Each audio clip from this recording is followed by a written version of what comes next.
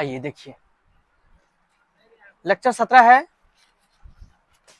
दिल के बारे में पढ़ाई चल रही थी कल, हार्ट के बारे में, ठीक। और आज उसका आगे की क्लास है उसकी। चलिए देखते हैं।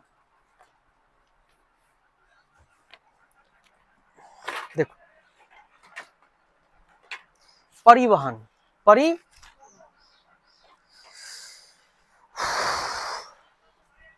लिखाए भी थे इसमें हम। मानव हृदय के बारे में पहले पढ़ाए। हमारा हृदय विशेष अनैच्छिक हृदय मांस ये पेशियों से बना हुआ एक पंप है जो रुधिर को शरीर के अंगों से खींचकर फेफड़ों या गुर्दों में शुद्ध होने के लिए भेजता है। रक्त रुधिर को मतलब कि खून को शरीर के अंगों से खींचकर लाता है, पंप वाला काम करता है दिल। रुधिर को, खून को खींच के लाता है, खींचकर फेफड़ों या गुर्दों में भेजता, फेफड़ों में भेजता है शुद्ध होने के लिए। अरे शुद्ध करता नहीं है, यही भेजता है खून को शुद्ध होने के लिए। कहाँ? फेफड़ा में। किसको भेजता है? खून को। दिल क्या करता है? खून को पहले पूरे बॉडी से खींच के लाया, ठीक है। कार्बन डाइऑक्साइड वाला खून को, जो गंदा खून है कार्बन डाइऑक्साइड वाला, उस खून को खींच कर लाया, लाकर फेफड़ा में भेज दिया।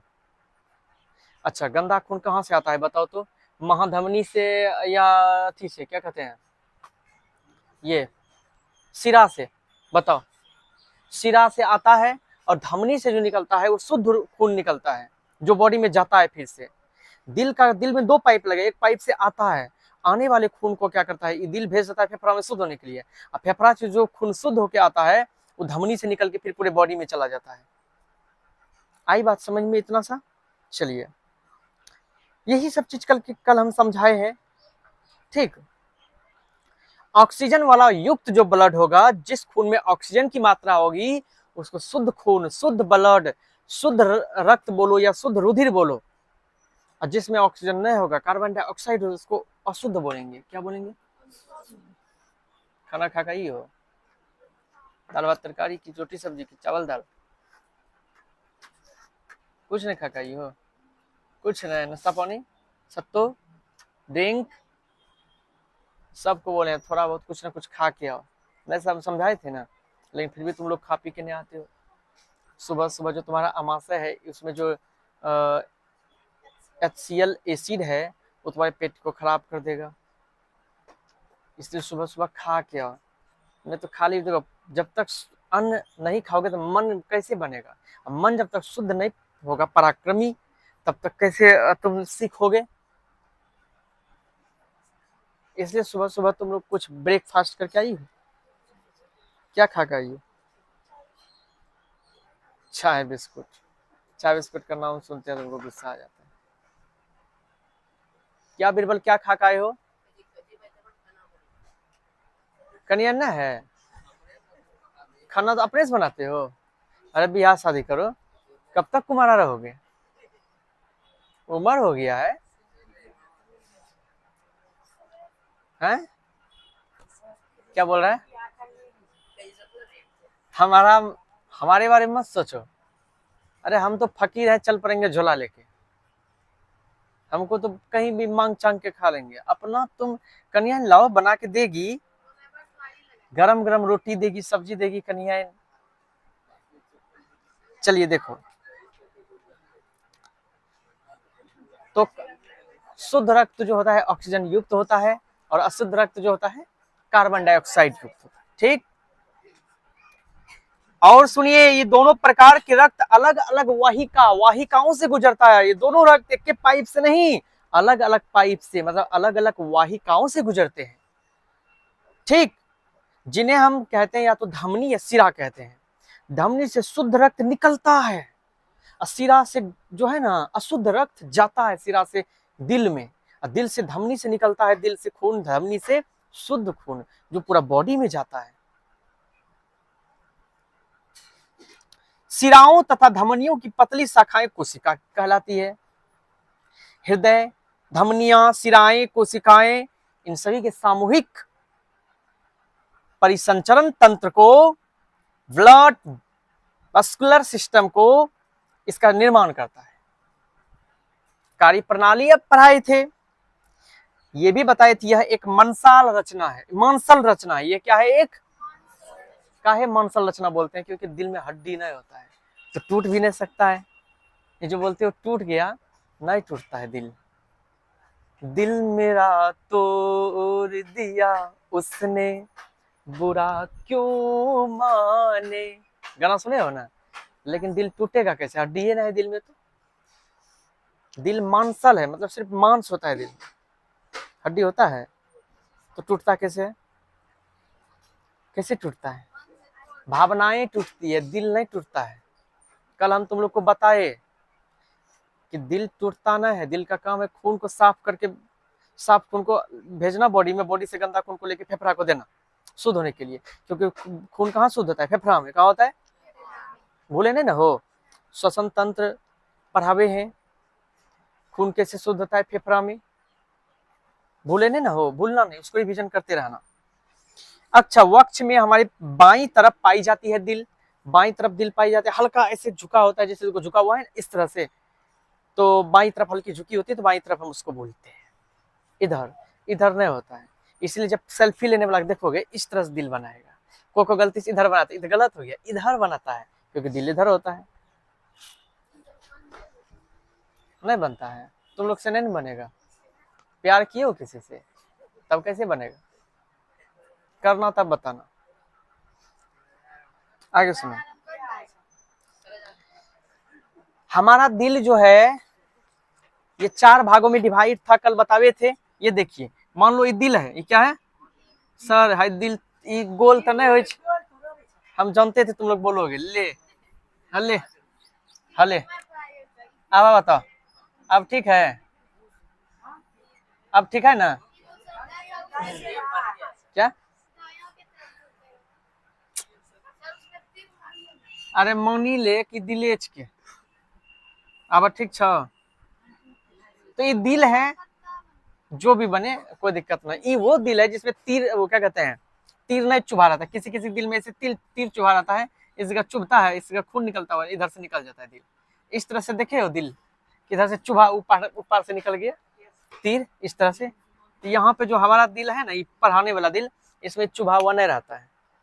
ठीक, हम इसको मिटा देते हैं। हमारा दिल नॉर्मल है, आज तक किसी से नहीं टूटा है।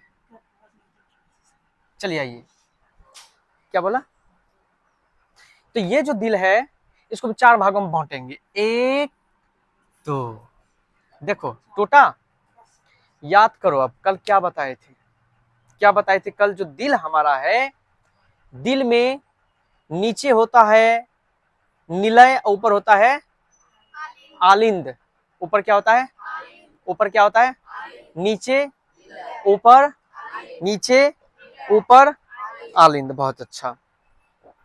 इसमें ऊपर होता है आलिंद, नीचे होता है निलय। ऊपर में 2 आलिंद होगा, एगो इधर एगो इधर, बायां दायां, बायां और इधर बायां है तो आका यो आका बायां, इधर हो गया दायां दायां, तो ये हो गया बायां आलिंद, बायां आलिंद, ये हो गया दायां आलिंद, दायां आलिंद। अच्छा, नीचे वाला नीचे वाला जो है, नीचे नीचे में आ जाओ, इधर बायां इधर दायां, इधर बायां निलय, इधर क्या हो जाएगा? बायां नीलय, इधर हो जाएगा दायां दायां नीलय। आई बात समझ में? इधर बायां नीलय, ऊपर में बायां आलिंद, इधर बायां दायां आलिंद, इधर दायां नीलय। नीचे नीलय होता है तो नीचे दोनों तरफ ना होगा, उधर बायां इधर दायां, तो नीचे में होता है सिर्फ क्या? बायां दायां नीलय आलिंद। समझा बात को? नीलय ऊपर होता है, दायां आलिंद नीचे नीलय, तो उधर बायां नीलय इधर दायां नीलय, ऊपर में आलिंद बायां आलिंद इधर दायां आलिंद। इतनी सी बात समझ में आ गई हो? कल भी समझाए थे वैसे। आगे क्या कहा था इसमें? आलिंद एवं निलय संपर्क द्वारा जुड़ा रहता है, जिनका नियंत्रण द्विक पाठ द्वारा होता है। ठीक, आलिंद की दीवारें पतली परंतु निलय की दीवारें मोटी होती है। आलिंद जो है इसकी दीवारें क्या होती है? पतली होती है, लेकिन निलय की दीवारें क्या होती है? मोटी। तुम ध्यान से देखो, यहाँ से लेके यहाँ तक जो नीले की दीवारें हैं देखो कितना मोटा है, लेकिन आलिंद के ऊपर देखो देखिए दीवारें जितनी है सब पतली पतली है, आलिंद की दीवारें और नीले की दीवारें मोटी मोटी होती है। ठीक है, आगे बढ़ते हैं। कार्य प्रणाली सबसे बड़ा इंपॉर्टेंट चीज था। हृदय एक पंप की तरह कार्य करता है, इसकी पेशियां सिकुड़ कर रक्त को बाहर भेजती है। जब इसकी पेशियां सिकुड़ता है, जैसे कि ये देखो दिल है, ये दिल है, ठीक, ये सिकुड़ा, सिकुड़ा मतलब सिकुड़ने के बाद खून को ये पूरे बॉडी में भेज दिया, जैसे फिर ऐसे होगा, खून चूस लिया फिर से, मतलब फिर से पूरे बॉडी से खून लिया। ऐसे जब हुआ तो समझो खून लिया, जो खून लिया वो अशुद्ध रक्त है, अशुद्ध। अब अशुद्ध रक्त को जो है ये भेज देगा कहाँ, फेफड़ा में शुद्ध होने के लिए, फेफड़ा से शुद्ध रक्त इसमें आएगा, फिर से पिचकेगा, सिकुड़ेगा, सिकुड़ेगा तो सिकुड़ने के बाद खून फिर बॉडी में चला जाता है, जानबे करते हो, समझा इतना सी बात। तो सिकुड़ता है, रक्त को बाहर भेजती है, सिकुड़ने से संकुचित होकर रक्त को अपने अंदर ले लेती है। सिकुड़ना और संकुचित होना, देखो सिकुड़ना और संकुचित, ये होता सिकुड़ना, ये संकुचित, सिकुड़ना संकुचित, सिकुड़ता है खून पूरे बॉडी में जाता है, संकुचित होता है खून अपने अंदर लेता है अशुद्ध सिरा से, और छोड़ता है जो खून ऐसे सिकुड़ के वो खून शुद्ध खून छोड़ता है, धमनी से पूरे बॉडी में जाता है। ठीक, आगे सुनो। हृदय के संकुचन को सिस्टोल एवं फैलने को जो है हम डायस्टोल कहते थे, याद करो। यानी कि हृदय के संकुचन को क्या कहते थे, सिस्टोल, संकुचन को क्या कहते थे, और जब फैलता था, फैलने को हम डायस्टोल कहते थे, फैलने को क्या कहते थे, डायस्टोल, सिकुड़ने को क्या, संकुचन को क्या कहते हैं, सिस्टोल। हृदय के बाएं आलिंद का संबंध फुफ्फुस सिरा से होता है। बाएं आलिंद का संबंध किससे होता है, बाएं आलिंद, ये बाएं आलिंद है, इसका संबंध होता है फुफ्फुस सिरा। देखो यहाँ पे फुफ्फुस सिरा दिख रहा है, फुफ्फुस सिराएं इस तरह से, ये देखो, ये फुफ्फुस सिरा से इसका संबंध होता है, किसका, बायां आलिंद का, किसका, मतलब बायां आलिंद फुफ्फुस सिरा से जुड़ा होता है। ठीक, फेफड़ों से ऑक्सीजन युक्त रक्त को लाता है, मतलब इसका काम है रक्त को लाना, रक्त लाना, रक्त को लाना। कौन सा रक्त लाता है, लाएगा अशुद्ध रक्त, कैसा रक्त लाएगा, जो फेफड़ों से ऑक्सीजन युक्त रक्त को लाती है। ठीक है,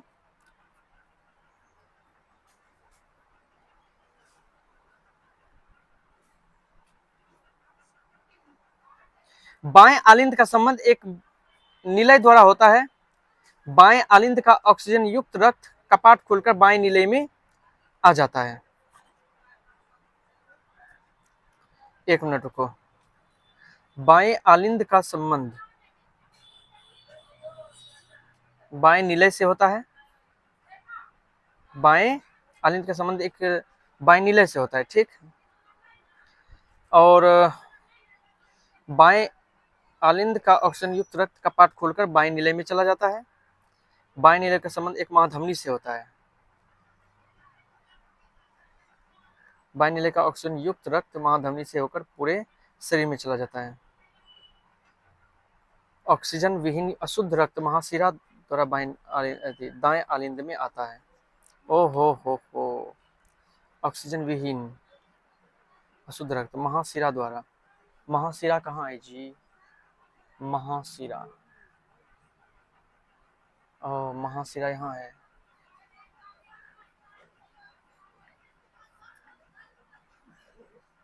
महाशिरा ये है। ठीक, महाशिरा,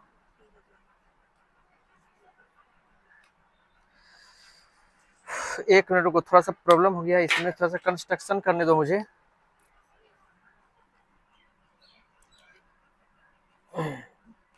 हृदय के बाएं आलिंद जो हो गया ये, इसका संबंध है किससे, फुफ्फुस सिरा से। यहाँ लिखे हैं फुफ्फुस सिरा, नहीं लिखे हैं, चलो ये है फुफ्फुस सिरा। ठीक, फेफड़ों से ऑक्सीजन युक्त रक्त को लाती है। ये फेफड़ा से जो है, फेफड़ा से O2 वाला ये लाता है, ठीक, खून को। और फिर ये खून चला जाता है किसमें, इसमें चला जाता है, इसमें चला जाता है बायां निलय में। ठीक, थी बायां निलय, बाएं आलिंद का ऑक्सीजन युक्त रक्त कपाट खोलकर बाएं नीले में चला जाता है। शरीर विभिन्न भागों से ऑक्सीजन विहीन शुद्ध को इसमें बायां नीले में आता है।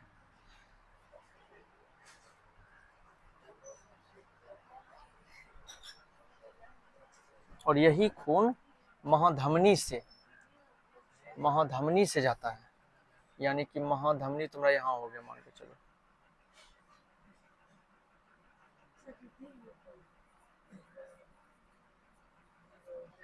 इसका खून फिर से इस महाधमनी से निकलता है। ठीक है, और बाएं नीले का संबंध, अतः बाएं नीले का महाधमनी से शरीर चला जाता है। शरीर विभिन्न भागों से ऑक्सीजन विहीन अशुद्ध महाशिरा द्वारा दाएं आलिंद में आता है, इसमें आता है अशुद्ध रक्त, दाएं आलिंद में आता है महाशिरा द्वारा। ठीक, दाएं आलिंद और दाएं नीले के बीच त्रिकपाट,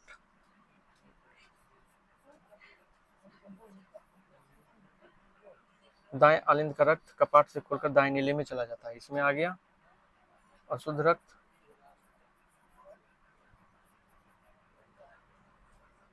दाएं नीले का संबंध फुफ्फुस धमनी से होता है, इसका संबंध होता है फुफ्फुस धमनी से, फुफ्फुस धमनी। ठीक,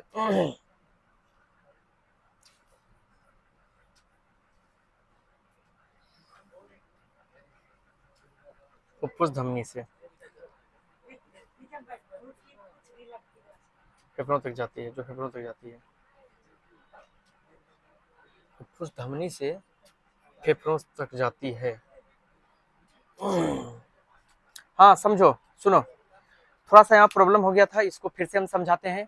ठीक है, कंस्ट्रक्शन में थोड़ा हाँ ध्यान देना यहाँ पे पूरा। अब एक बार फिर से देखो, थोड़ा सा प्लान चेंज करते हैं, फिर से समझो अच्छे से। अब ये तो पता ही होगा कि नीचे होता है मेरा निलय, ऊपर होता है आलिंद, नीचे होता है बायां, इधर होता है बायां आलिंद, तो इधर होता है दायां आलिंद। ठीक, इधर होता है बायां, नीचे होता है बायां निलय, नीचे होता है दायां निलय, ऊपर होता है बायां आलिंद, नीचे ऊपर होता है यहाँ पे, इधर होता है दायां आलिंद। ठीक, तो नीचे निलय ऊपर आलिंद, नीचे निलय ऊपर आलिंद, नीचे जो निलय होगा दो दिशा में, बायां भी निलय दायां भी निलय, ऊपर में होगा आलिंद, बायां भी आलिंद और दायां भी आलिंद। ठीक है, अब दरअसल बात यह है कि ब्लड जो है, रक्त खून, शुद्ध और अशुद्ध दोनों की प्रक्रिया हृदय द्वारा होता है। तो थोड़ी गहराई से समझना इसको। दो बातें ध्यान में रखना, क्या क्या, एक तो ये धमनी, सॉरी महाधमनी और ये तुम्हारा एक फुफ्फुस धमनी, इस दोनों को दिमाग में रखना, मैं दोनों के बारे में समझाने वाला हूँ अभी। उसके बाद दो चीज और ध्यान रखना, क्या, शरीर के निचले भाग से एक महाशिरा और यहाँ पे एक तो फुफ्फुस सिरा, ये ध्यान देना, एक फुफ्फुस सिरा, इन दोनों को हम क्यों अंडरलाइन कर रहे हैं, था ध्यान से समझना, इसको समझो, नहीं तो दिक्कत हो जाएगा, अच्छे से समझो। सबसे पहले हमारा जो खून है, कौन सा खून, ऑक्सीजन युक्त खून, मतलब शुद्ध खून जो फेफड़ा से आता है, फेफड़ा से ऑक्सीजन युक्त खून जो है, ऑक्सीजन युक्त मतलब हो गया शुद्ध रक्त, वो जो है हमारे सबसे पहले बायां आलिंद में आता है। किस में आता है, और जो बायां आलिंद में आता है फुफ्फुस सिरा से आता है। देखो फुफ्फुस सिरा कहाँ दिख रहा है, यहाँ दिख रहा है फुफ्फुस सिरा, ये फुफ्फुस सिरा हमारे फेफड़ा से जुड़ा होता है। ठीक है, तो वो शुद्ध खून जो है वो फुफ्फुस सिरा से आता है, किसमें, फुफ्फुस सिरा से बायां आलिंद में आता है। किसमें आता है, इतनी सी बात समझ आई। शुद्ध खून फेफड़ा से फुफ्फुस सिरा, अच्छा फेफड़ा और फुफ्फुस मतलब फेफड़ा और बायां आलिंद के बीच फुफ्फुस सिरा जुड़ा होता है। क्या जुड़ा होता है, फेफड़ा से शुद्ध खून जो है वो फुफ्फुस सिरा से किस में आता है, बायां आलिंद में आता है। किस में आता है, ठीक है, बायां आलिंद में आने के बाद ये चला जाता है नीचे, दायां निलय में चला जाता है। किस में चला जाता है? खून तो हाँ सॉरी, बायां निलय में। किस में चला जाता है? ये बायां आलिंद से चला गया बायां निलय में, बायां आलिंद से, बायां आलिंद से, बायां आलिंद से कौन गया? शुद्ध खून। कौन गया? शुद्ध खून, O2 वाला रक्त, O2 रक्त मतलब शुद्ध खून गया। बात समझ में आई यहां तक? लेकिन ये द्विक कपाट द्वारा आता है, ध्यान रखना कि बायां आलिंद और बायां निलय द्विक कपाट द्वारा जुड़ा होता है। किसके द्वारा? द्विक कपाट के द्वारा जुड़ा होता है। तो हमें भी दो सिंबल दे दिया, लेकिन द्विक कपाट इस तरह से होता है, द्विक कपाट द्वारा जुड़ा होता है। अभी हमारे फेफड़ा से शुद्ध खून जो है, वो शुद्ध खून सबसे पहले फुफ्फुस शिरा से, किससे? फुफ्फुस शिरा से जो है वो आया बायां आलिंद में, और बायां आलिंद से चला गया नीचे बायां निलय में। किसमें चला गया? और यही रक्त बायां निलय से अंदर अंदर जुड़ा होता है मेरा क्या चीज? महाधमनी जुड़ा होता है। क्या जुड़ा होता है? ये महाधमनी एक बहुत बड़ा पाइप है। ये महाधमनी इसलिए कहे क्योंकि बड़ा पाइप है धमनी, महाधमनी। धमनी के बाद हम अंडरलाइन क्यों किया है यहाँ पे? एक होता है महाधमनी, एक होता है फुफ्फुस धमनी। एक होता है महाधमनी, एक होता है, कंफ्यूज मत करना, हम बात कर रहे हैं महाधमनी के बारे में। शुद्ध खून जो हमारे बॉडी में जाएगा वो महाधमनी से निकलता हुआ जाएगा। किससे निकलता हुआ जाएगा? महाधमनी से निकल के चला गया हमारे बॉडी में। ये प्रक्रिया किसका था जानते हो? शुद्ध खून का। किसका था? सबसे पहले शुद्ध खून हमारे फेफड़ा में शुद्ध हो गया, और शुद्ध होने के बाद फुफ्फुस शिरा से आ गया किसमें? तो बायां आलिंद में। अब बायां आलिंद से नीचे बायां निलय में आ गया, अब बायां निलय से सीधे अंदर अंदर महाधमनी से निकल के चला गया पूरे बॉडी में। आई बात इतनी सी समझ में? अब आ जाओ अशुद्ध रक्त। फिर बॉडी से अशुद्ध रक्त, अशुद्ध रक्त, अशुद्ध रक्त, ध्यान रखना, शुद्ध रक्त बायां आलिंद में आया था, तो अशुद्ध रक्त पक्का एक दायां आलिंद में आएगा। अशुद्ध रक्त किस में आएगा? किस में आएगा? शुद्ध रक्त किस में आया? अशुद्ध रक्त, शुद्ध रक्त, अशुद्ध रक्त, अशुद्ध शुद्ध रक्त, अशुद्ध रक्त, अशुद्ध रक्त आया दायां आलिंद में। लेकिन सर शुद्ध रक्त बायां आलिंद में जो आया वो फुफ्फुस शिरा से आया, तो अशुद्ध रक्त जो दायां आलिंद में आया वो किससे आया? महाशिरा से। किससे आया? भूलना मत इसको। वो फुफ्फुस शिरा से, ये महाशिरा से। वो फुफ्फुस शिरा से, ये मैं आगे ये भी बताऊंगा कि महाशिरा से क्यों आता है या महाधमनी से क्यों निकलता है। पहले ये बात समझ लो कि दायां सॉरी बायां, हमको बायां दायां कंफ्यूज इसलिए हमको देखना पड़ जाता है, कंफ्यूज कर जाते हैं थोड़ा, ठीक है। लेफ्ट राइट को रहता था, मजा आता बोलने में, बायां दायां थोड़ा सा चलिए हिंदी का हो जाता है। तो बायां आलिंद में फुफ्फुस शिरा से शुद्ध रक्त आया, बायां आलिंद में फुफ्फुस शिरा से शुद्ध रक्त आया बायां आलिंद में। अब बायां आलिंद से चला गया बायां निलय में, अब बायां निलय से डायरेक्ट वो चला गया महाधमनी से निकल के बॉडी में। कहाँ चला गया? अब अशुद्ध रक्त जो है ये महाशिरा से, यानी बॉडी, हमारा शरीर और हमारा शरीर और दिल, ये दोनों जुड़ा होता है एक महाशिरा से जुड़ा होता है। किससे शिरा जुड़ा होता है? इस महाशिरा का काम है इसी पाइप से होकर अशुद्ध रक्त जो है इसमें आता है। किसमें? दायां आलिंद में। किसमें? अब दायां आलिंद में अशुद्ध रक्त जैसे ही आएगा, अशुद्ध रक्त जैसे आएगा, तो यही मेरा दायां आलिंद जो है इस दायां निलय से त्रिकपाट द्वारा जुड़ा होता है। किससे? त्रिकपाट द्वारा। अब जैसे महाशिरा से आया अशुद्ध रक्त किसमें? दायां आलिंद में। तो दायां आलिंद में आने के बाद ये त्रिकपाट को खोलकर दायां निलय में आ जाएगा। किसमें आ जाएगा? तो बताओ अशुद्ध रक्त शरीर से पहले किसमें आता है? दायां आलिंद में। किसमें आता है? दायां आलिंद में। दिमाग में सेव कर लो, दायां आलिंद में, दायां आलिंद में, ठीक है। राइट की बात कर रहे हैं। सबसे पहले हमारे शरीर से अशुद्ध खून दायां आलिंद में आता है। किसमें आता है? फिर दायां आलिंद से त्रिकपाट को खोलकर वो चला जाता है दायां निलय में नीचे। दायां आलिंद से दायां निलय में जाता है, और दायां निलय में जैसे जाएगा फिर से दिल क्या करेगा? पंप करेगा।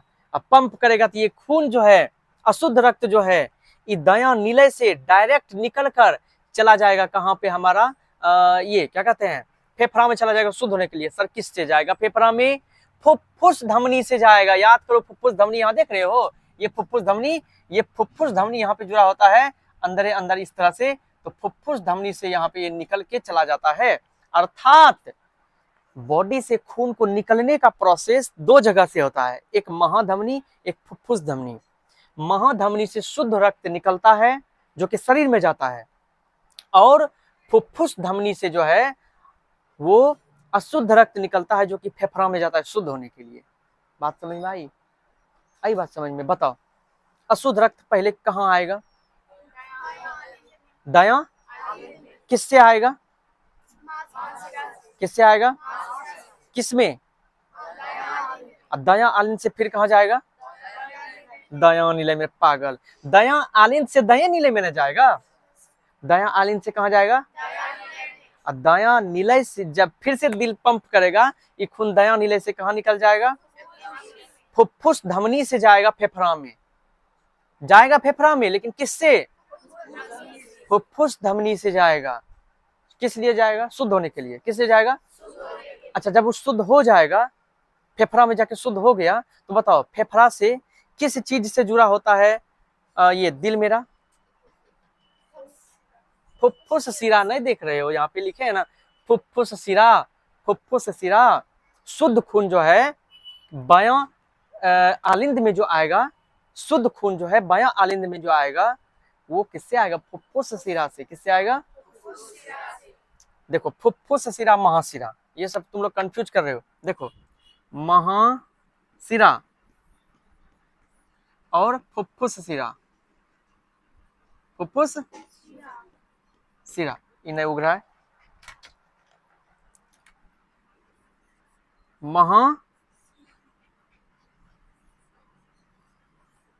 महाशिरा और ये फुफ्फुस शिरा। फुफ्फुस शिरा।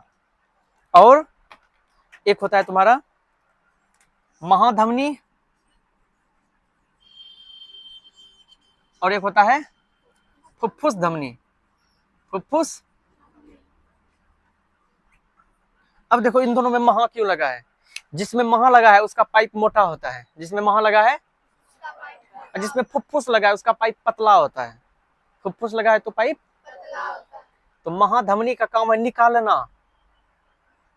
महाधमनी का क्या क्या काम है?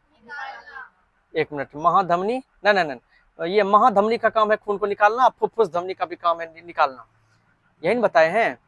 लेकिन महाशिरा का काम है खून को अंदर लाना, फुफ्फुस शिरा का भी काम क्या है? महाशिरा से कौन सा खून आता है? बताओ। अशुद्ध रक्त। इसमें कौन सा खून आता है? कौन सा खून आएगा? अशुद्ध। अशुद्ध रक्त इसमें आएगा। और फुफ्फुस शिरा जो है, कहाँ ये फुफ्फुस शिरा? देख रहे हो ना यहाँ पे, फुफ्फुस शिरा, इससे भी आता है, इसका भी काम है आना, इससे भी खून आता है, लेकिन इससे कौन सा खून आता है? शुद्ध रक्त। अशुद्ध रक्त और शुद्ध रक्त। अच्छा, चलो, महाधमनी जो है इसका काम है, इससे खून निकलता है, इससे खून, तो कौन सा महाधमनी से निकलता है? शुद्ध रक्त निकलता है। और फुफ्फुस धमनी से भी खून निकलता है। कौन सा खून निकलता है? अशुद्ध रक्त। अब क्या करें बोलो? इतना कुछ बता दिए, समझा कि नहीं समझा बात को? समझा कुछ बात को? पहले हमारे ये महाशिरा में जो है अशुद्ध रक्त जो है हमारे शरीर से सबसे पहले खून, ये अशुद्ध रक्त जो है हमारे शरीर से आ जाता है महाशिरा से देते हुए किसमें चला जाता है? किसमें चला जाता है? महाशिरा से देते हुए देखो दायां आलिंद में आता है, और दायां आलिंद से चला जाता है दायां निलय में, दायां निलय से डायरेक्ट निकल जाता है फुफ्फुस धमनी से। फुफ्फुस धमनी से। बात समझ में आई? चलिए, ये चीज भूलने वाला है तो बार बार रिपीट करना इसको बहुत जरूरी है। मैं एक बार पुनः बताने का फिर से एक बार बता रहा हूँ, लिखा तो दिया ही हूँ, ठीक। चलो एक बार फिर से एक बार। सबसे पहले हमारा फेफड़ा का काम है खून को शुद्ध करना। क्या काम है? तो हमारे फेफड़ा से जो शुद्ध खून है, वो शुद्ध खून हमारे फुफ्फुस शिरा से, फेफड़ा से देते हुए फुफ्फुस शिरा से गुजरते हुए आ जाता है बायां आलिंद में। किसमें आता है? फुफ्फुस शिरा से बायां आलिंद में। अब बायां आलिंद से द्वि कपाट को खोलकर बायां नीले में चला जाता है। किस में जाता है? फुफ्फुस शिरा से शुद्ध खून, फेफड़ा से फुफ्फुस शिरा से शुद्ध खून फुफ्फुस शिरा से बायां आलिंद में आता है ना। अब बायां आलिंद से नीचे किस में जाता है? द्वि कपाट को खोलकर बायां नीले में गया। अब बायां नीले से डायरेक्ट ये खून महाधमनी से निकल जाता है, क्योंकि शुद्ध खून है तो महाधमनी से ही निकलेगा। महाधमनी से निकल के बराबर शरीर में चला जाता है। किस में जाता है? शरीर में, अर्थात फेफड़ा, फुफ्फुस शिरा, बायां आलिंद, बायां नीले, महाधमनी। इस बात को याद रखना। मैं फिर से एक स्ट्रक्चर बनाऊंगा। चलिए, ये था शुद्ध खून का प्रोसेस। अब आते हैं अशुद्ध खून। अशुद्ध खून, अशुद्ध खून, अशुद्ध खून। अशुद्ध खून जो है ये हमारा, अशुद्ध खून जो है ये हमारा महाशिरा से दायां आलिंद, महाशिरा से दायां आलिंद से दायां आलिंद से, चलिए, महाशिरा, उसमें शुद्ध वाला आता था फुफ्फुस शिरा से, अशुद्ध वाला आता है ये महाशिरा से। तो महाशिरा से दायां आलिंद से दायां निलय से डायरेक्ट फुफ्फुस धमनी से निकल के चला जाता है। कहाँ? फेफड़ा में शुद्ध होने के लिए फुफ्फुस धमनी से शुद्ध निकलता है, हमारा महाधमनी से शरीर में जाता है। और अशुद्ध रक्त जो है ये फुफ्फुस धमनी से निकल के जाता है फेफड़ा में शुद्ध होने के लिए। अब हम इसको मिटाते हैं।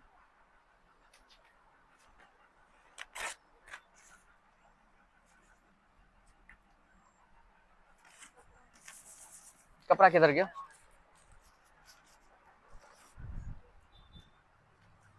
चलिए, एक जबरदस्त स्ट्रक्चर बताते हैं, और ये स्ट्रक्चर हम सिर्फ बताने रहे, लिखाएंगे भी, अपने मन से हम बना रहे हैं, ट्रिक तुमको याद रखने का।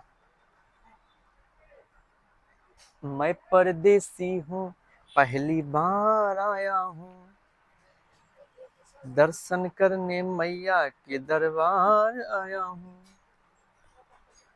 पहली बार आया हूँ। भूलना नहीं है बिरबल। चलिए, स्टार पॉइंट। सबसे पहले शुद्ध रक्त, अशुद्ध लिखा है शुद्ध,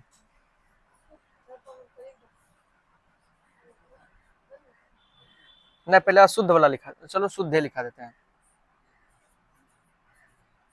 शुद्ध रक्त जो है हमारे फेफड़ा से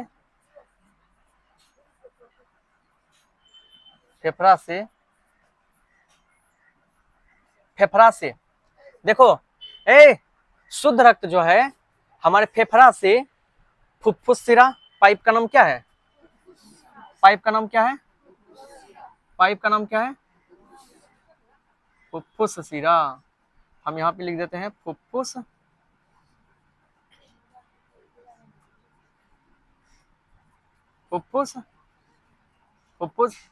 फुफ्फुस शिरा से देते हुए किस में आता है? बायां आलिंद। कहाँ आता है? बायां आलिंद। ऐसा ट्रिक बना रहे, बायां आलिंद में आया। अब बायां आलिंद में जब आएगा तो खोलेगा क्या? ये द्वि कपाट खोलेगा। क्या खोलेगा? आइए द्वि कपाट को खोलते हैं। चलिए,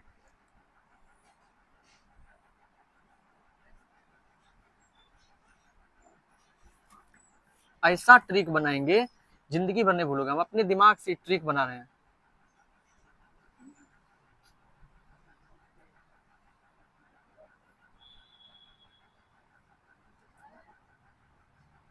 यह है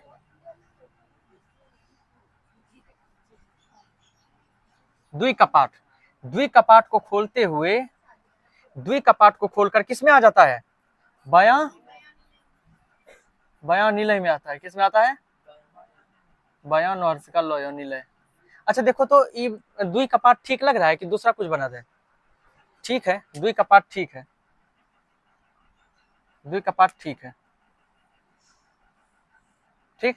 बायां निलय। अब बायां निलय से फिर जो है बायां आलिंद से किस में आ गया?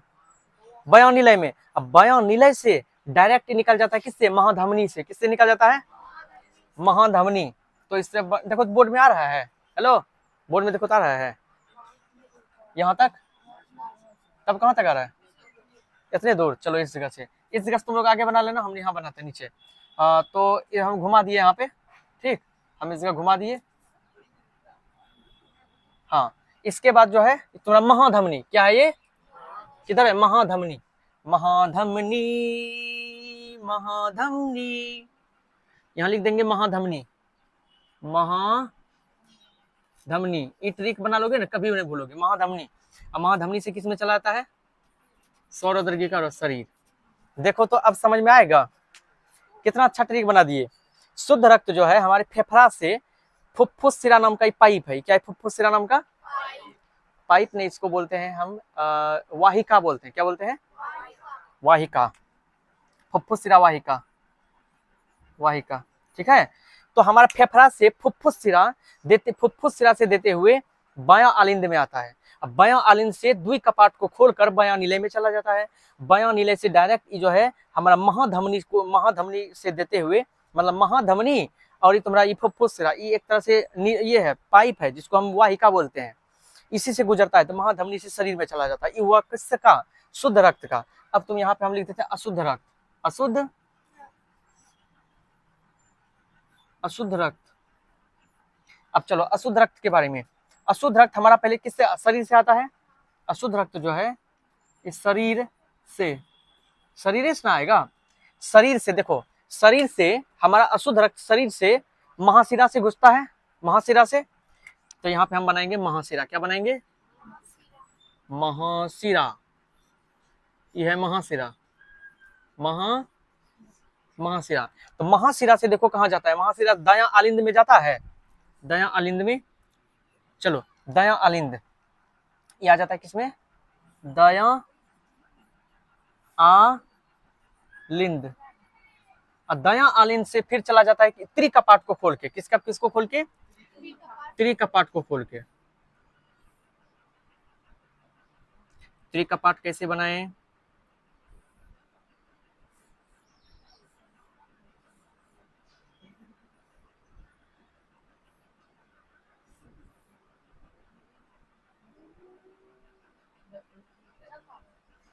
ऐसे भी ठीक है, कपाट, त्रिकपाट को खोलकर, दया आलिन से त्रिकपाट को खोलकर ही चला जाता है किसमें, दया निलय में, किसमें चला जाता है, दया निलय। अच्छा, अब दया निलय से जो है, दया निलय से ये किससे चला जाता है, फुफ्फुस धमनी से। फुफ्फुस धमनी से कहां जाएगा, फेफड़ा में। फुफ्फुस धमनी से किसमें जाएगा, फुफ्फुस धमनी से, यह फुफ्फुस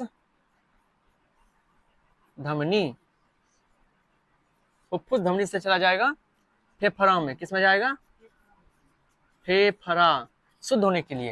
ये दोनों को बना लो बढ़िया से, ठीक है। यहाँ पे दुई कपाट ऐसे बना लो, वैसे तो ठिक्के बनाए थे, और ठिक्के बनाए थे, बना लो। हाँ रे, दिल नहीं बनाएगा,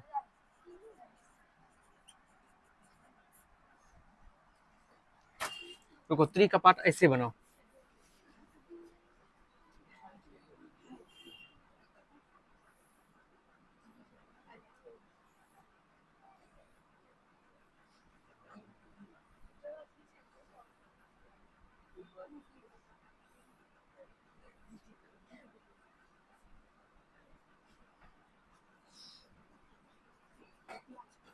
त्रिकपाट, जल्दी बनाओ, बनाओ जल्दी। कौन सा, ये वाला, इसको छोड़ो ना, इसको बना लो, खाली स्टार वाला, स्टार वाला बना लो, इसको छोड़ दो, ये सब इधर छोड़ दो, स्टार वाला बना लो, शॉर्टकट में याद रखने के लिए सबसे बढ़िया तरीका है। बाप रे बाप,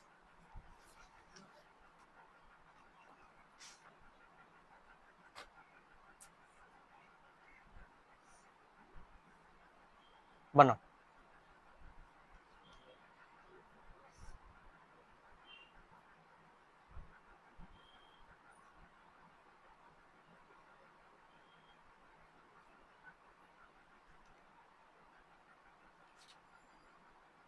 बन गया।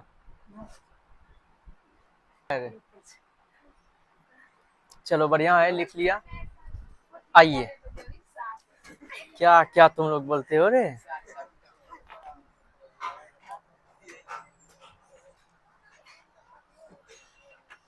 चलिए अब इसको मिटाते हैं। चलिए अब इससे आगे बढ़ते हैं।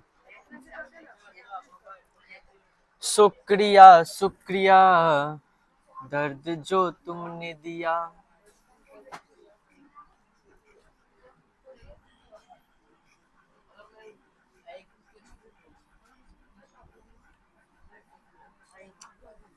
चलो मिटाने के बाद पूछेंगे बाबू, ध्यान रखियो इस बात को। मिटाने के बाद, मिटाने के बाद, हाँ है, देखें है यहाँ देखें। ये जो है ये तुम्हारा कौन आलिंद है? दायां आलिंद। दायां आलिंद में जो है ये महाशिरा देख रहे हो, है महाशिरा। एकरा से खून अइलो एमे, कौन खून एले बताओ तो? शुद्ध अशुद्ध खून एले। आरो है त्रिकपाट के खोल के देख, त्रिकपाट छै, एकरा खोल के खोली का भी गेले कै में? दायां निलय में भी गेले। कै में भी गेले? आ दायां निलय से यही से देखो तीर का निशान है, यहाँ पंप करेगा, इस जगह खाली स्थान होता है, इस जगह से घुसेगा यहाँ, यहाँ सीधे चला जाएगा कहाँ? निकलने के लिए चला जाएगा कहाँ? अशुद्ध है ना, फुफ्फुस धमनी से निकल जाएगा। निकला। अब उसके बाद वहां से जो फेफड़ा से उधर से शरीर से हमारा अशुद्ध खून जो है, मतलब शुद्ध खून जो है ये अशुद्ध था, शुद्ध खून फुफ्फुस शिरा से आएगा। फुफ्फुस शिरा से आएगा किसमें? बायां आलिंद में। एक मिनट रुकिए।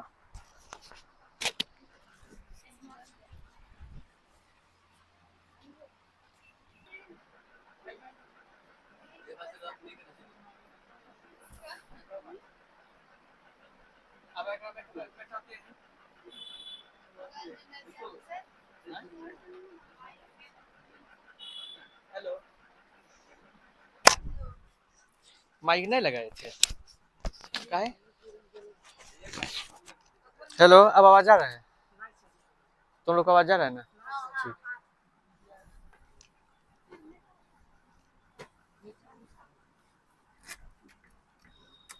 मैं कही भाई ने तुम्हें पढ़े वो आगो के ना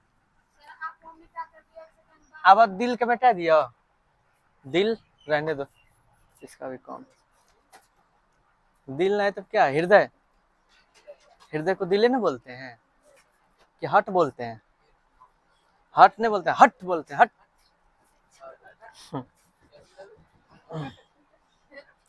चलिए नंबर सी। चलिए हेडिंग दो, रुधिर। देखो बोर्ड पे दिख रहा है रुधिर वाहिकाएं, रुधिर वाहिकाएं। बाप रे बाप, गत्ता गर्मी लागी रहलो छो।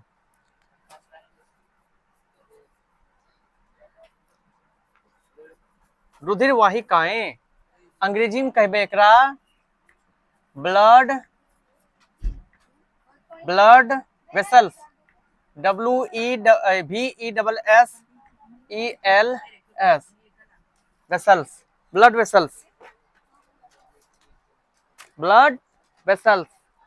नुनू कुछ बढ़िया से पढ़ो कि नहीं पढ़ो, लेकिन बायोलॉजी बढ़िया से पढ़ लो। डॉक्टर नहीं ठकतो तोरा, नहीं तो हाउ ठकाई में डॉक्टर लगा टका दिया नहीं पार भाई। बढ़िया से पढ़ लो बायोलॉजी। है कौन चीज बोला? बाद में कम है तो कनी निक ब्लड प्रेशर घटतो तो चेक करावे जे के बाद सर डॉक्टर साहब तनटा एक बार ब्लड प्रेशर चेक करो, समझा? आप नोस करिल भाई। चलिए ब्लड वेसल्स। अच्छा हम जानते हैं कि रुधिर अर्थात खून मतलब ब्लड हमारे शरीर में एक बंद परिसंचरण में बहता है। एक बंद परिसंचरण में, जो परिसंचरण है हृदय जो है बंद होता है ना, उसके अंदर गमन करती है प्यूरिफिकेशन के लिए। रुधिर का प्रवाह यानी कि खून का जो प्रवाह है वो वाहिकाओं ये धमनियों और शिराओं तथा कोशिकाओं के माध्यम से होता है। अच्छा, खून जो है प्रवाह हो जो होता है वो किसके सहारे से होता है? धमनी और शिरा। जानते ही हो धमनी और शिरा। शिरा का काम है खून को लाना और धमनी का काम है खून को पहुंचाना शरीर में। शरीर से खून लाता है कौन? शिरा। शिरा कौन कौन सा शिरा? फुफ्फुस शिरा और महाशिरा। दिल में खून लाता है कौन? महाशिरा। कौन सा महाशिरा कौन सा खून लाता है बताओ? शुद्ध की अशुद्ध? अशुद्ध। अशुद्ध। और फुफ्फुस शिरा कौन सा लाता है? शुद्ध खून लाता है। महाशिरा जो अशुद्ध खून लाता है वो किस में लाता है? दायां आलिंद। किस में लाता है? किस में चला जाता है? दायां निलय। दायां आलिंद से, दायां निलय से फिर किससे निकलता है? महाशिरा से फुफ्फुस धमनी से निकलता है। कहाँ चला जाता है? फेफड़ा में, शुद्ध होने के लिए। महाधमनी से तो शुद्ध खून निकलेगा, ये तो अशुद्ध है। अब फुफ्फुस शिरा से आता है, फेफड़ा से जो खून है शुद्ध होके फुफ्फुस शिरा से आता है किसमें? बायां, बायां आलिंद। अब बायां आलिंद से, अब बायां निलय से फिर चला जाता है किससे? फुफ्फुस धमनी कि महाधमनी? महाधमनी से शरीर में जाता है। कहाँ कंफ्यूज कर गए हो? स्ट्रक्चर बता दिए फिर भी। अब हम पढ़ रहे हैं रुधिर वाहिकाएं। क्या पढ़ रहे हैं? ब्लड वेसल्स इसको कहते हैं। क्या कहते हैं? Blood vessels. खून उन के बारे में बढ़िया से जान लो, आगे चल के डॉक्टर तुमको नहीं ठग पाएगा। आरबीसी, रेड ब्लड सेल होता है, व्हाइट ब्लड सेल होता है। इन दोनों के बारे में भी बताएंगे डिटेल से, क्योंकि आगे भी इसे बता ही चुके हैं। इनके बारे में जानोगे। फिर ब्लड प्रेशर के बारे में भी जानोगे। ब्लड प्रेशर जो मापा जाता है किन्हीं किन्हीं का, वो कैसे ब्लड प्रेशर पता चलता है। तुम्हारा दिल कितनी बार धड़कता है, किसके लिए धड़कता है, सब कुछ पता चल जाएगा। दिल जो धड़कता है जब तुम सोए रहते हो आराम से जब सोए रहते हो तो 1 मिनट में 70 बार धड़कता है, 1 मिनट में। लेकिन जब दौड़ते हो या कोई काम कर रहे होते हैं, तेजी से दौड़ते हैं, तो इस कंडीशन में हमारा दिल 1 मिनट में 150 बार धड़कता है। 1 मिनट में, क्योंकि तेजी से अगर दौड़ते हो या किसी से लड़ाई झगड़ा करते हो, ज्यादा बोलने लगते हो, उस कंडीशन में दिल धक धक धक धक धक बहुत तेजी से धक धकाता है। और जब सोए रहता है आराम से धक धक ऐसे धकता है, तो स्पीड दोगुना हो जाता है इसलिए। अच्छा, जब सोए रहते हैं तो कितने बार धड़कता है? 70 बार। एक मिनट में। ये औसतन 70 है, हो सकता है 69 71 भी हो सकता है, औसतन 70 है। 150 बार जो बोले, हो सकता है ज्यादा स्पीड में होंगे 150 से ज्यादा 152 भी हो जाए, या अगर कम स्पीड में हो तो 150 से कम 148 145 भी हो जाए। तो औसतन 150 बोले हम, औसतन 150। ठीक है, 150 बार धड़कता है। औसतन क्या, लगभग औसतन मानो 99% वही सत्य है, 150 बार धड़कता है। अब किसी किसी ऐसा कंडीशन में हो जाए तो अलग बात है। चलिए, ये भी हो गया। अब इसके आगे समझना है। तो खून किन किन चीजों से हमारे हृदय में आता है? धमनी और शिरा से। किससे? 1 मिनट जरा सोचो कि पहले जो अशुद्ध खून है वो दिल में आता है, महाशिरा से आता है ना। समझना मेरी बात। जो खून अशुद्ध रूप में महाशिरा से दायां आलिंद में, दायां आलिंद से दायां नीले में, दायां नीले से फिर निकलता है किससे? किससे निकलता है? फुफ्फुस धमनी से। हाँ, फुफ्फुस धमनी से निकला। अब देखो, पहले जो खून दिल में आया और निकल के फेफड़ा में गया शुद्ध होने के लिए, उस खून को वापस कहाँ आना पड़ेगा? इसी दिल में आना पड़ेगा कि नहीं आना पड़ेगा?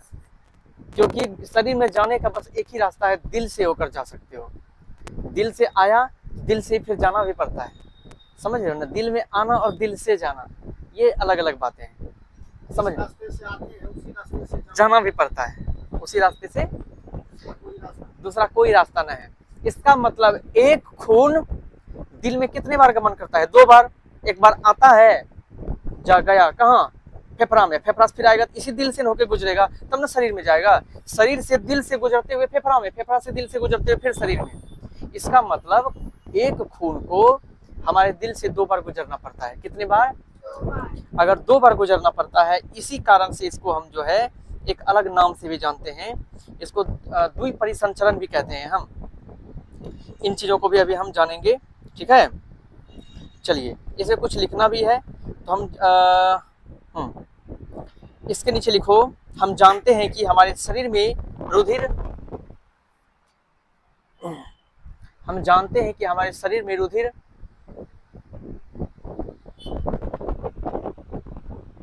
हम जानते हैं कि हमारे शरीर में रुधिर, रुधिर मतलब क्या, रुधिर मतलब बाबू, रुधिर मतलब खून होता है।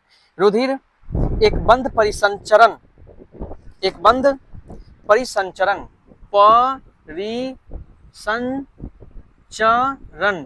एक बंद परिसंचरण में बहता है, बंद परिसंचरण में बहता है। और इसका प्रवाह, और इसका प्रवाह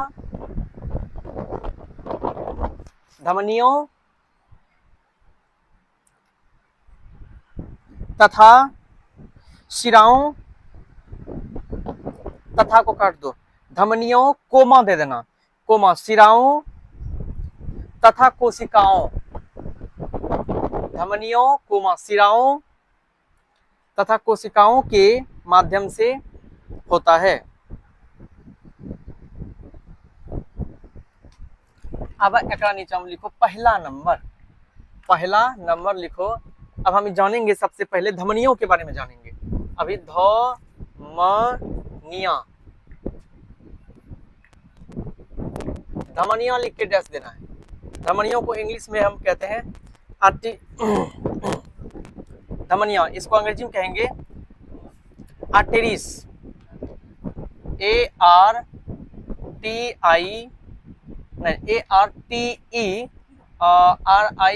ARTERIES, आर्केटी, इसको कहते हैं आर्टेरीज, ARTERIES, आर्टेरीज या आर्टेराइज, आर्टेराइज, धमनियां। अब धमनी के बारे में तुम स्पेशली जानने वाले हो। धमनी, धमनी मतलब क्या, धमनी क्या होता है, फुफ्फुस धमनी, महाधमनी, फुफ्फुस धमनी, महाधमनी और फुफ्फुस धमनी दोनों का काम है ब्लड को बाहर निकालना। दोनों का काम क्या है, महाधमनी से कौन सा ब्लड बाहर निकलेगा, और फुफ्फुस धमनी से अशुद्ध जो है फुफ्फुस धमनी से निकल के कहाँ जाता है, फेफड़ा में, और महाधमनी से शुद्ध निकल के कहाँ जाता है, शरीर में। बस ऐसे बोलते रहो, सीख जाओगे, सब कुछ यही सीख जाओगे। तो धमनी की बात कर रहे हैं हम। धमनी जो होता है ना, पहले समझ लो, धमनी जो है ये मोटी होती है। धमनी क्या होती है, मोटी होती है। पेशीय होता है, पेशीय, पेशीय समझते हो, उसकी जो वॉल्यूम होती है मांसदार होता है, पेशी होती है, लचीली होती है, रक्त वाहिनियां है, रक्त वाहिनियां, यानी कि धमनियों को हम रक्त वाहिनी बोलते हैं। वाहिनी का मतलब रक्त वाला पाइप, पाइप जानते हो ना, पाइप, पाइप को हम वाहिनी बोलते हैं, तो वाहिनी लिखेंगे। लचीली होती है, कैसी होती है, ऐसा मत समझना कि एकदम ऐसा एकदम टाइट होता है। बॉडी में अधिकतर चीज लचीली ही होती है, हड्डी को छोड़ दो बाकी सब लचीला ही होता है। हड्डी लेकिन लचीला नहीं होता है। हड्डी जो है ना सीधा एकदम टूट जाएगा लेकिन झुकेगा नहीं, टूट जाएगा लेकिन झुकेगा नहीं। हड्डी में ये है, क्रेक त्रेक हो जाता है लेकिन झुकने के लिए तैयार नहीं होगा। हड्डी में ये है ये नहीं है, लचीलेपन नहीं है। हाँ, तो बाकी चीज तुम्हारा जो है ना, जो लचीला होता है वो झुक जाएगा। तो वैसे ही जो सिर है, 3 आदमी के सामने झुकने देना, बाकी किसी के सामने जो है झुकना नहीं चाहिए। कट जाए लेकिन झुकना नहीं चाहिए। 2 4 5 जगह झुका लेना, माँ बाप गुरु के सामने झुका लेना। यहाँ अगर सिर को झुकाओगे हमें, पहले बोले माँ बाप और गुरु, और अभी आगे बताएंगे, पहले इन तीनों के बारे में बता देते हैं। ये 3 जो है, माँ, पत्नी के सामने, कलयुग में पत्नियों के सामने अगर झुकाना पड़ जाए, झुका लो। एक बार झुकना ही पड़ेगा, क्या करोगे। देखो अगर गलती तुम्हारी हो ना तो हर जगह झुक जाओ। गलती अगर तुम्हारी हो, कहीं कहीं पे अगर तुम्हारी गलती ना भी हो, तुम्हारे झुकने से अगर रिश्ते संभल जाए तो झुक जाओ। किसी बड़े शायर ने कहा, अगर तुम्हारे झुकने से रिश्ते संवर जाते हैं तो तुम झुक जाओ, लेकिन बार बार अगर तुम्ही को झुकना पड़े तो रुक जाओ। बार बार अगर तुम्ही को झुकना पड़े, बार बार झुकना भी नहीं है। एक आध बार झुक गए, क्या उतना ईगो पालना अपने अंदर। हमारे झुकने से अगर परिवार मान के चलो खुशहाल हो जाए, ठीक है भाई हमारी गलती है, सॉरी, माफी मांग लिए, और क्या, तुम ही लोग खुश रहो, पूरे परिवार खुश हो जाए। लेकिन ये बुद्धि सबको नहीं होती आजकल। ऐसा दिमाग में राजनीति के साथ साथ जो है अपने दिमाग को थोड़े आध्यात्मिक रूप से भी जीना सीखो। सॉरी बोलने से क्या होता है? सॉरी बोलने से क्या होगा? अच्छा होता है। क्या हम आपसे माफी मांगो? हाँ हाँ, पहले पहले ये चीज नहीं चलता। सॉरी सॉरी कब से चला? यही 8-10 हाँ, ये इस इधर से आई बात समझ में। तो हम बात झुकने की कर रहे थे, झुकने आ गए, हड्डी से दिल, दिल से हड्डी, हड्डी से झुकने पर आ गए। ये 2-3 जगह अगर झुकना पड़े तो सबसे पहले तो ये तुम्हारे शास्त्र में प्रमाण है इन 3 चीज जगह झुकने का। माता पिता और गुरु, कितना भी बड़ा बन जाए इनके सामने झुक जा। यहाँ अगर तुम झुक जाते हो तो हर जगह तुम्हारा सिर उठा हुआ रहेगा, कहीं फिर झुकना नहीं पड़ेगा। आइए आगे। और काफी चीजें हैं इसमें और ऐसा जो हम शाम को पढ़ाएंगे संस्कृत में, कि हम लोग कुछ गलतियां कर देते हैं अपने जीवन में, ना चाहते हुए भी कुछ गलतियां हो जाती है जिसकी वजह से जिसको तुम सिर्फ पश्चाताप कर सकते हो, लेकिन फिर उस समय को वापस तुम ला नहीं सकते हो। समझना, जिंदगी में कुछ गलतियां ऐसी हो जाती है, अनजाने में को या जाने में को, जिसका तुम सिर्फ पश्चाताप कर सकते हो। तो कोशिश करना है कि वो गलती ना हो, ऐसी गलती ना हो। जैसे मान लो कि गलती से जानबूझ के तुमने उसको एक थप्पड़ मार दिया, ठीक है? अब वो थप्पड़ वापस आ सकता है क्या?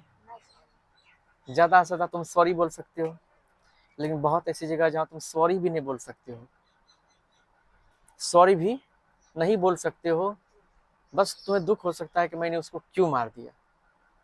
तो कोशिश करना है ऐसा नौबत हमारी जिंदगी में ना आए। समझ रहे हो? ये नौबत ना आए कि हम चाह कर भी उससे सॉरी ना बोल पाए, ऐसी गलती हमारे जीवन में ना हो। ठीक, ये कोशिश करना है। ये हमेशा कब होता है? बड़े बड़े ऋषि महात्मा, हम लोग तो एक नीच छोटा मोटा इंसान है, बड़े बड़े महापुरुषों की बात करते हैं, जिसके पास ईगो आ जाता है, अहंकार आ जाती है, वो इंसान को लेकर डूब जाता है। ध्यान रखना, कहीं का नहीं रहता है। इसलिए कितना भी ज्ञान हो जाए, अमीर हो जाओ, धनवान हो जाओ, अहंकार अपने आप में नहीं आने देना। मैं तुमसे इतना बड़ा हूँ, तुम मेरे सामने कुछ नहीं हो, ये वो, ये सब चीजें दिखाने की कोई जरूरत नहीं है। और अहंकार में आके हमेशा होती है गलती।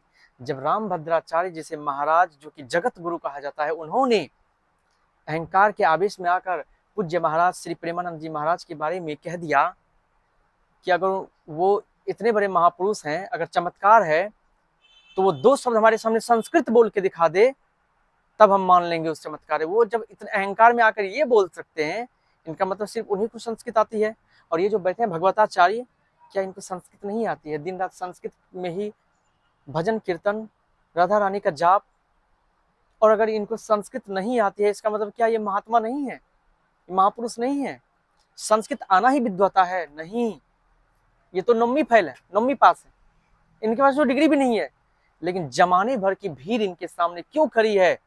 क्योंकि संस्कृत से किसी की विद्वता की पता नहीं चलता है। विद्वता, ज्ञान किसी भाषा की मोहताज नहीं होती, ज्ञान तो अलौकिक, अपरिभाषित है।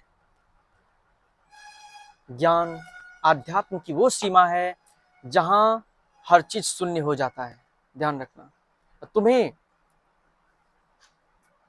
अपने पद से अखंड शीर्ष की ओर लेके जाता है। ज्ञान किसी चीज की मोहताज नहीं। ये प्रेम, ये हमारे जगत गुरु जो है राम भद्राचार्य, जो कि सूरदास है, इन्होंने जब गलती कर दी तो हम लोग तो छोटे मोटे इंसान हैं, हम लोगों को उनसे सीखना है। वो तो महापुरुष हैं, कि वैसी गलती मुझसे ना हो, हमसे ना हो। जो हो गई गलती, उसका पश्चाताप करना छोड़ दो, डिलीट करो, आगे कोशिश करो ना हो। आगे खुद को छोटा साबित करके रखो, बाकी को बड़ा बनने दो। नहीं है फिर भी बड़ा बनाओ उसको, तुम बड़े हो, तुमसे बड़े हम नहीं हो सकते, क्योंकि तुम कितना बड़ा हो ये तुम निश्चय नहीं कर सकते हो, ये तो लोग निश्चय करेंगे। तुम अच्छा करोगे, लोग तुम्हारे बारे में बोलेंगे जब ये अच्छा है, कितना बढ़िया है। अच्छा, उससे तुमको प्रसन्न भी नहीं होना है, अगर तुम्हारा कोई बड़प्पन कर रहा है, प्रसन्न भी तुमको नहीं होना है विशेष, लेकिन खुद की प्रसन्नता, खुद की काबिलियत को खुद से बयान नहीं करना है। तुम अच्छे तब हो जब लोग तुम्हें अच्छे कहे, खुद के अच्छे कहने से क्या होगा, कुछ नहीं। तुम अच्छे हो, तुम अपने आप को कितना भी नीच कह दो, लोगों के सामने तुम बहुत अच्छे ही रहोगे। सत्य हमेशा सत्य होता है, झूठ का क्या है। चलिए अब हम साइंस में आते हैं, अध्यात्म से ये सारी बातें करेंगे। अभी जो हम लोग मंदाकिनी वर्णनम पढ़ रहे हैं संस्कृत में, उसमें आध्यात्म की बहुत गहरी गहरी बातें होने वाली है। इसमें गीता का ज्ञान भी आने वाला है, गीता का कुछ अलौकिक ज्ञान आएगा अभी, ठीक है। हम लोग अभी धमनियों के बारे में पढ़ रहे हैं। समय बता सकते हो? आज तो घड़ी भी हमने पहने हैं 9। चलिए समय अभी है, भूखे रह सकते हो तुम लोग अभी ज्यादा देर, आधा घंटा और। क्या जाना है? कौन? क्यों है? परीक्षा है? आज तो बड़ा स्कूल जाने की बात कर रहे हो, डेली तो नहीं जाते हो स्कूल।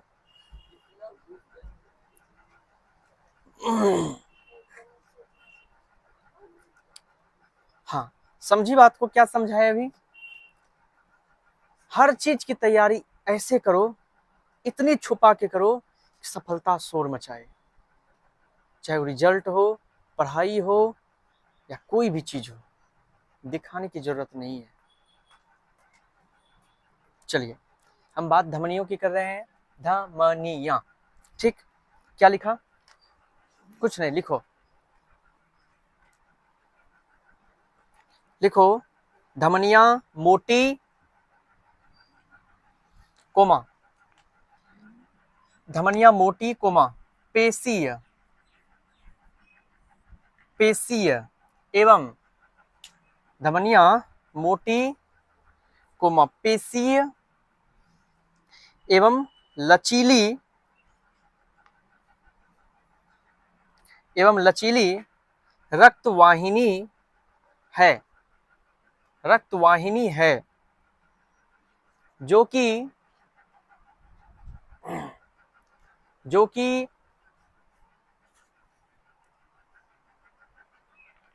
शुद्ध रक्त को, शुद्ध रक्त को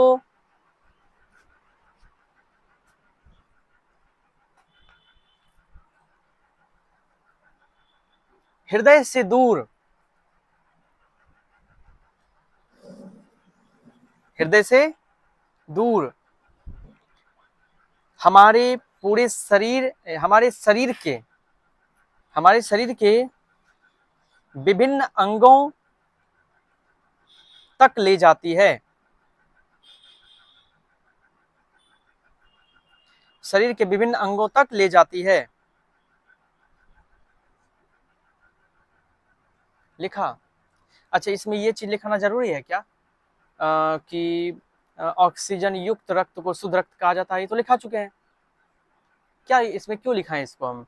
और इन वाहिनियों में रक्त का प्रवाह तेजी से होता है, ये अंगों में गहराई में होती है, ठीक है, तेजी से।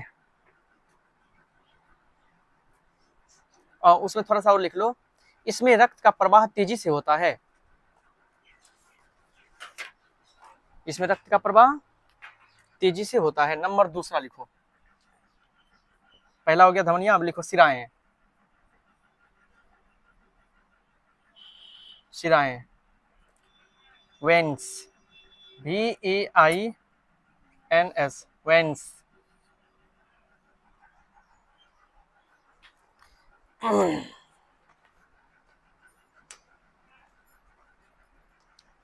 लिखो, शिराएं पतली भित्तियों वाली,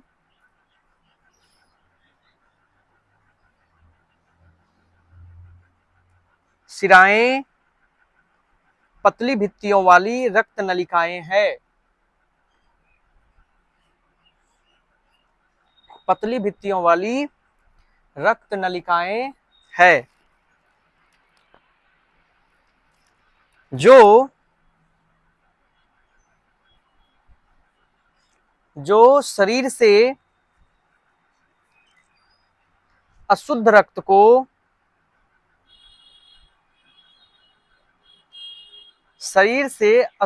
को हृदय तक लाती है।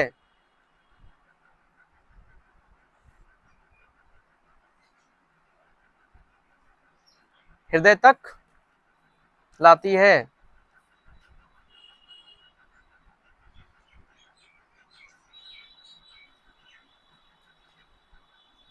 पूर्ण विराम। ये शरीर में प्रायः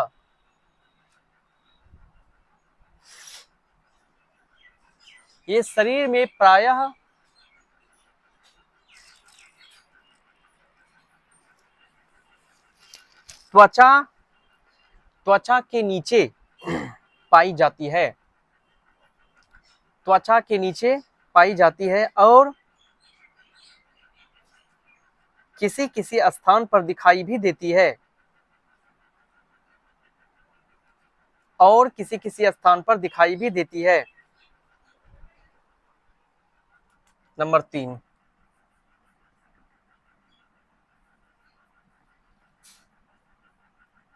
कोशिकाएं।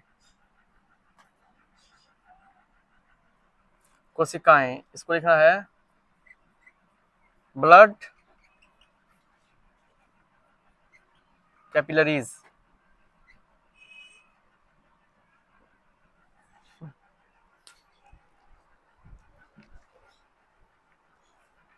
Blood capillaries.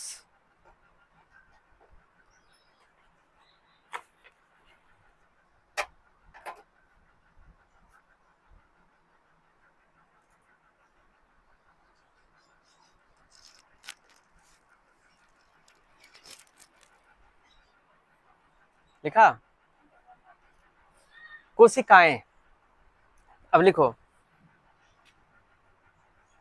लिखो कोशिकाएं पतली पतली रक्त वाहिकाएं है। कोशिकाएं पतली पतली रक्त वाहिकाएं हैं जो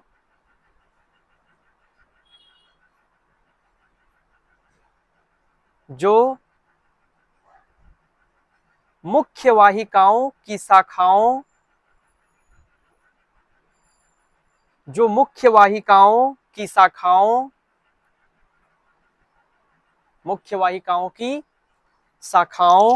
और उप शाखाओं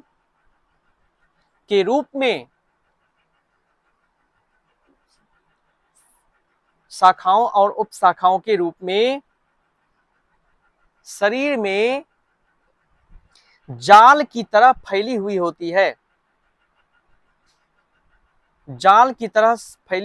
है। शरीर में जाल की तरह फैली हुई होती है।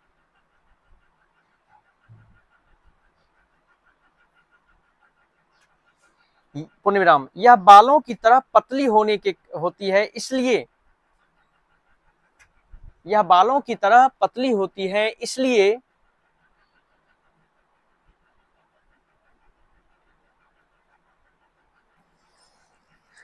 इसलिए इसे कोशिकाएं कहते हैं।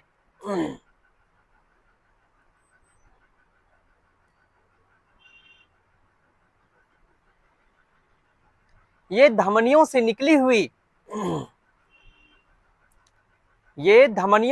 हुई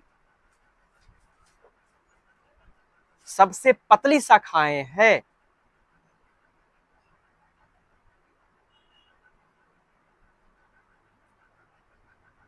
ये धमनियों से निकली हुई सबसे पतली शाखाएं हैं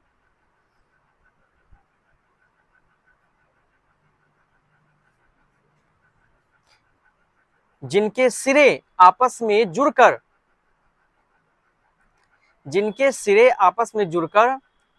सिराएं बनाती हैं।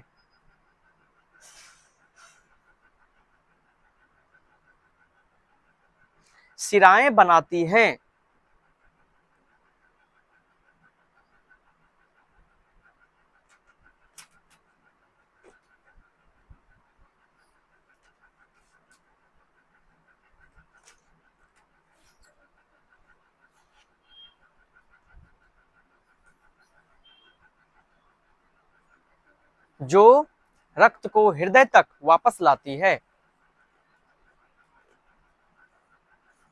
जो रक्त को हृदय तक वापस लाती है। चलो अब हम लोग अभी पढ़े रुधिर वाहिकाएं। ये जितना था C नंबर टॉपिक, ये था रुधिर वाहिका। रुधिर वाहिका मतलब क्या? खून जिसमें गमन करता है। वाहिका मतलब एक तरह से पाइपलाइन हो गया। खून जिसमें गमन शिराओं में जाता है, कोशिकाओं में, धमनियों में, तो उन सारी चीजों के बारे में हम पढ़ चुके हैं। अब नंबर D पढ़ेंगे। रुधिर मतलब रक्त या खून क्या है। अब खून के बारे में हम पढ़ेंगे। किसके बारे में पढ़ेंगे? आज तो समय नहीं होगा हमको, जहां तक लग रहा है, खून के बारे में पढ़ने का, क्योंकि आज हमको लगता है विशेष हम लिखेबो नहीं किए हैं। लगता है कितना लिखाए हैं, समझाने में ज्यादा टाइम लग गया। एक पेज